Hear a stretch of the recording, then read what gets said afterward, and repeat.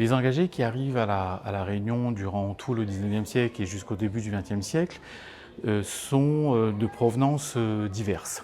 Il y a une majorité d'Indiens, puisque l'Inde est le principal pays qui a fourni dans le monde entier la plupart des engagés qui sont allés s'installer dans l'océan Indien, dans le Pacifique et aussi du côté des Antilles. Donc effectivement, la Réunion, du fait de sa proximité géographique, du fait des liens historiques qui existent aussi entre la Réunion et l'Inde, l'Inde est tout naturellement le point de départ de milliers d'engagés qui arrivent à la Réunion. Ils sont environ 118 000 qui arrivent en provenance d'Inde.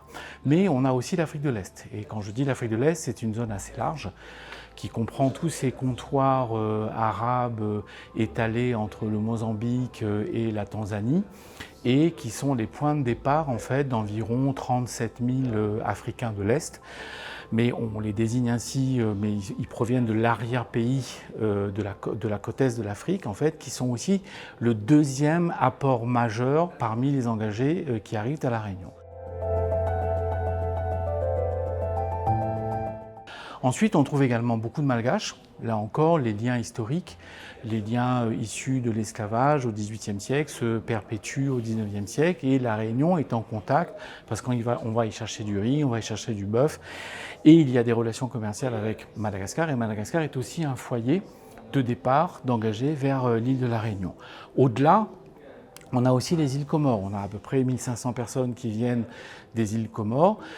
Les 4 îles Comores, Grande Comore, Moélie, Anjouan, Mayotte, c'est des gens qui arrivent à La Réunion. Et au-delà de cette zone géographique indienne-océanienne, au-delà de ces îles du sud-ouest de l'océan Indien et de la côte est de l'Afrique et de l'Inde, au-delà de ce large bassin océan Indien, on a également la Chine. Et on a 1500-2000 personnes qui arrivent dans les années 1840, puis après dans les années 1900, du Vietnam par exemple.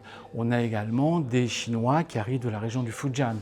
Et bien au-delà encore, on a une toute petite poignée de gens originaires des îles Kiribati, qui sont des gens de l'Océanie en fait, et qui arrivent par l'Australie vers l'île de la Réunion.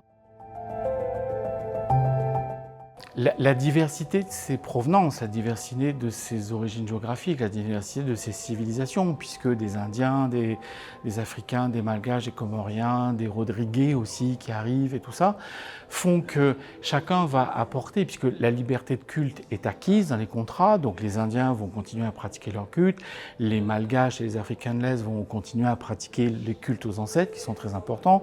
Bref, on a cet apport culturel et cultuel en fait qui va enrichir toute cette histoire culturelle de la Réunion. Il y a aussi l'apport au point de vue de certaines traditions. Il est vrai que si le moringue existe depuis le temps de l'esclavage, mais il va être revigoré par l'arrivée des Africains de l'Est et par l'arrivée des Malgaches et par l'arrivée des Comoriens, puisque ce sont des pratiques. Donc il y a le bal tamoul chez les Indiens.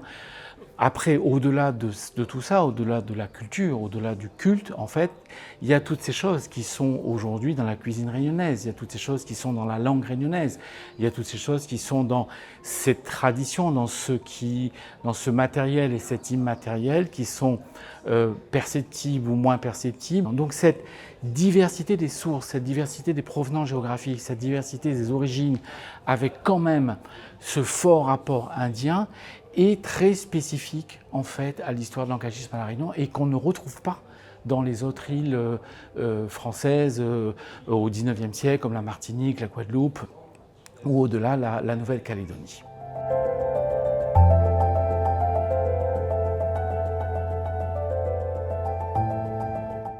En arrivant à La Réunion, ils apportent leur culture, ils apportent leur savoir-faire, ils apportent leur tradition et tout ça est venu enrichir l'interculturalité réunionnaise, est venu enrichir et rajouter encore de la richesse au sein de la population réunionnaise.